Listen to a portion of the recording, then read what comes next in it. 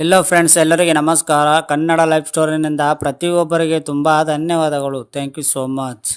ಇಬ್ಬರಲ್ಲೂ ಹೊಂದಾಣಿಕೆ ಇರಲಿ, ಆಗ ಜಗಳದ ಮಾತೇ ಇರಲ್ಲ.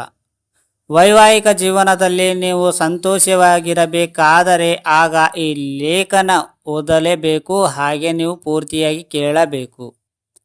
ಮದುವೆ ಅನ್ನುವುದು ಜೀವನ ಮಾವಿಡಿ ಎರಡು ಜೀವನಗಳನ್ನು ಜೊತೆಯಾಗಿ ಇರುವಂತಹ ಒಂದು ಬಂಧನ. ಈ ಬಂಧನದಿಂದ ಹೊರಬರುವವರು ಕೂಡ ಇರುವರಾದರೂ ಕೆಲವರು ಜೀವನ ಪೂರ್ತಿ ಸಂಬಂಧದಲ್ಲಿ ಹಾಗೆ ಬೆಸೆದುಕೊಂಡಿರುವವರು. ಮದುವೆಯಾಗಿರುವಂತಹ ಎಲ್ಲ ದಾಂಪತ್ಯವು ಸಂತೋಷವಾಗಿರುವವರೇ ಎನ್ನುವ ಪ್ರಶ್ನೆಯೂ ಇಲ್ಲಿ ಬರುವುದು. ಪ್ರತಿಯೊಂದು ದಾಂಪತ್ಯವು ಸಂತೋಷವಾಗಿರಲು ಆಗಲ್ಲ, ಆದರೆ ಕೆಲವರು ಮಾತ್ರ ನಿಜವಾಗಿಯೂ ಸಂತೋಷವಾಗಿ ಇರುವವರು. ಬದ್ಧತೆ, ನಂಬಿಕೆ, ಪ್ರೀತಿ ಮತ್ತು ವಿಶ್ವಾಸವು ದಾಂಪತ್ಯ ಜೀವನವು ದೀರ್ಘಕಾಲ ಬಳಿಕ ಬರುವಂತೆ ಮಾಡುವುದು. ಇಲ್ಲವಾದಲ್ಲಿ ದಾಂಪತ್ಯದಲ್ಲಿ ಬಿರುಕು ಮೂಡಬಹುದು. ದಾಂಪತ್ಯದಲ್ಲಿ ಪಾಲಿಸಬೇಕಾದ 3 ವಿಚಾರಗಳನ್ನು ಯಾವುದು ಎಂದು ನೀವು ಕೇಳಿ. ಫಸ್ಟು, ಬದ್ಧತೆ. ವಿವಾಹವೆನ್ನುವುದು ದೀರ್ಘಕಾಲ ಜೊತೆಯಾಗಿ ಬಾಳಲು ಬದ್ಧತೆ ಪ್ರದರ್ಶಿಸುವುದು. ಜೀವನಕ್ಕೆ ಒಂದು ಸಂಗಾತಿಯನ್ನು ಆಯ್ಕೆ ಮಾಡಿಕೊಂಡು ಅವರೊಂದಿಗೆ ಜೀವನದ ಏಳು ಬೀಳುಗಳ ಜೊತೆ ಇರುವುದು. ದಾಂಪತ್ಯ ಜೀವನವು ಉತ್ತಮವಾಗಿ ಇರಲು ತುಂಬ ಶ್ರಮ ವಹಿಸಬೇಕು. ಯಾವುದೇ ರೀತಿಯ ಸಂಶಯಗಳು ಇದ್ದರೂ ಅದನ್ನು ದೂರ ಮಾಡಿಕೊಳ್ಳಬೇಕು. ಪ್ರೀತಿ. ವೈವಾಹಿಕ ಜೀವನದಲ್ಲಿ ವರ್ಷಗಳು ಉರುಳಿದಂತೆ ಪ್ರೀತಿಯು ಕಡಿಮೆ ಆಗುವುದು ಸಾಮಾನ್ಯ ವಿಚಾರ. ಆದರೆ ಇದರ ಬಗ್ಗೆ ಚಿಂತೆ ಮಾಡದೆ ಪರಸ್ಪರ ಪ್ರೀತಿಯನ್ನು ವ್ಯಕ್ತಪಡಿಸಬೇಕು. ನೈಜ ಪ್ರೀತಿ ಎಂದರೆ ಅದು ನಿಮ್ಮ ಸಂಗಾತಿಗೆ ಮೊದಲ ಆದ್ಯತೆಯನ್ನು ನೀಡುವುದು ಹಾಗೂ ಇದಕ್ಕೆ ಯಾವುದೇ ರೀತಿಯ ಪ್ರತಿಫಲವನ್ನು ನಿರೀಕ್ಷಿಸದೇ ಇರುವುದು. ಇದರಿಂದ ನಿಮ್ಮನ್ನು ನೀವು ಸ್ವೀಕರಿಸಲು ಸಾಧ್ಯವಾಗಲಿದೆ. ಯಾವುದೇ ಸಮಸ್ಯೆಗಳು ಇದ್ದರೂ ಅದನ್ನು ದೂರ ಮಾಡಲು ಇದರಿಂದ ನೆರವಾಗುವುದು. ಗೌರವ. ಪರಸ್ಪರರ ಗೌರವ ಸೂಚಿಸದೇ ಇದ್ದರೆ ಆಗ ಖಂಡಿತವಾಗಿಯೂ ವೈವಾಹಿಕ ಜೀವನವು ಹೆಚ್ಚು ಕಾಲ ಬಳಿಕ ಬರುವುದಿಲ್ಲ. ಮುಖ್ಯವಾಗಿ ಪ್ರೀತಿಯ ಜೊತೆಗೆ ಗೌರವವೂ ಇರಬೇಕು. ಗುಣಮಟ್ಟ, ಆಲೋಚನೆ ಮತ್ತು ಸಾಮರ್ಥ್ಯದ ಜೊತೆಗೆ ಸಂಗಾತಿಗೆ ಗೌರವ ಸೂಚಿಸುವ ಅಗತ್ಯ. ಗೌರವದಿಂದ ಯಾವುದೇ ರೀತಿಯ ಭಿನ್ನಾಭಿಪ್ರಾಯಗಳು ದೂರವಾಗುವುದು ಮತ್ತು ಸವಾಲುಗಳನ್ನು ಎದುರಿಸಲು ಇದು ತುಂಬ ಸಹಕಾರಿ ಆಗುವುದು.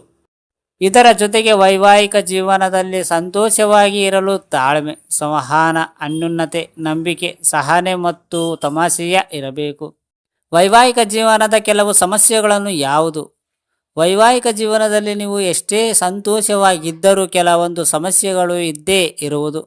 ಸವಾಲುಗಳನ್ನು ಸರಿಯಾದ ರೀತಿಯ ಎದುರಿಸುವುದು ಮತ್ತು ಸಮಸ್ಯೆಗಳನ್ನು ಬಗೆಹರಿಸುವುದು ಆರೋಗ್ಯಕರ ಸಂಬಂಧದ ಪ್ರಮುಖ ಅಂಶ. ಮದುವೆಯಲ್ಲಿ ಸಮಸ್ಯೆಗಳನ್ನು ಉಂಟು ಮಾಡುವ ಕೆಲವು ಅಂಶಗಳು: ನಂಬಿಕೆ ಕೊರತೆ, ಸಂವಹನದ ಕೊರತೆ, ಅಸೂಯೆ ಅಥವಾ ಸ್ಪರ್ಧೆ, ಆರ್ಥಿಕ ಸಮಸ್ಯೆಗಳು, ಪೋಷಕರಾಗುವ ಸಮಸ್ಯೆಗಳು, ಭಿನ್ನಾಭಿಪ್ರಾಯ, ಸಂಸ್ಕೃತಿಯ ವ್ಯತ್ಯಾಸ, ಅವಾಸ್ತವಿಕ ನಿರೀಕ್ಷೆಗಳು, ಬೇಜಾರ. ಹೆಚ್ಚಾಗಿ ದಾಂಪತ್ಯದಲ್ಲಿ ಇವೆಲ್ಲವೂ ಕೆಲವೊಮ್ಮೆ ಸಮಸ್ಯೆಗಳನ್ನು ಉಂಟು ಮಾಡಬಹುದು. ಇದಕ್ಕಾಗಿ ದಾಂಪತ್ಯವನ್ನು ಬಲಪಡಿಸುವುದು ಅತಿ ಅಗತ್ಯ. ಅದಕ್ಕಾಗಿ ನಂಬಿಕೆಯನ್ನು ಬಲಪಡಿಸಬೇಕು. ಮದುವೆಯಲ್ಲಿ ನಂಬಿಕೆ ನಿರ್ಮಿಸುವುದು ಹೇಗೆ? ಗಾಜು ಒಮ್ಮೆ ಒಡೆದು ಹೋದರೆ ಅದನ್ನು ಮತ್ತೆ ಜೋಡಿಸಲು ಆಗದು. ಅದೇ ರೀತಿಯಲ್ಲಿ ದಾಂಪತ್ಯದಲ್ಲಿ ನಂಬಿಕೆ ಎನ್ನುವುದು ನಾಶವಾದರೆ ಅದನ್ನು ಮರಳಿ ಪಡೆಯುವುದು ತುಂಬ ಕಷ್ಟ. ಹೀಗಾಗಿ ವೈವಾಹಿಕ ಜೀವನದಲ್ಲಿ ನಂಬಿಕೆಯನ್ನು ಉಳಿಸಿಕೊಳ್ಳುವುದು ಅತಿ ಅಗತ್ಯ. ನಿಮ್ಮ ಮಾತನ್ನು ಉಳಿಸಲು ಪ್ರಯತ್ನಿಸಿ. ಸಂಗಾತಿಯ ಅಗತ್ಯವಿರುವ ವೇಳೆ ನೀವು ಲಭ್ಯವಿರಬೇಕು. ಪ್ರಾಮಾಣಿಕತೆ ಮತ್ತು ಪಾರದರ್ಶಕತೆ ಪ್ರದರ್ಶಿಸಿ. ಸಂಗಾತಿಗಳು ನಿಮ್ಮನ್ನೇ ನಂಬಿರುವ ಕಾರಣ ನಿಷ್ಠಾವಂತರಾಗಿರಿ. ತಾಳ್ಮೆಯಿಂದ ಮಾತುಗಳನ್ನು ಆಲಿಸಿ. ಈ ಪ್ರಯತ್ನಗಳ ಹೊರತಾಗಿಯೂ ಮದುವೆ ಎನ್ನುವುದು ತುಂಬ ಸವಾಲಿನ ವಿಚಾರ. ಆದರೆ ಪ್ರೀತಿ, ಗೌರವ ಮತ್ತು ನಂಬಿಕೆ ಇದ್ದರೆ ಆಗ ಖಂಡಿತವಾಗಿಯೂ ಜೀವನವು ಸಂತೋಷವಾಗಿ ಇರುವುದು. ಎಲ್ಲವೂ ವಿಫಲವಾದ ಸಂದರ್ಭದಲ್ಲಿ ನೀವು ಸಮಾಲೋಚಕರ ನೆರವು ಪಡೆಯಲು ಹಿಂಜರಿಯಬೇಡಿ. ಅರ್ಥ ಆಯ್ತಾ ಫ್ರೆಂಡ್ಸ್? ಈ ಸ್ಟೋರಿ ಕೇಳಿದ ಪ್ರತಿಯೊಬ್ಬರಿಗೆ ತುಂಬ ಧನ್ಯವಾದಗಳು.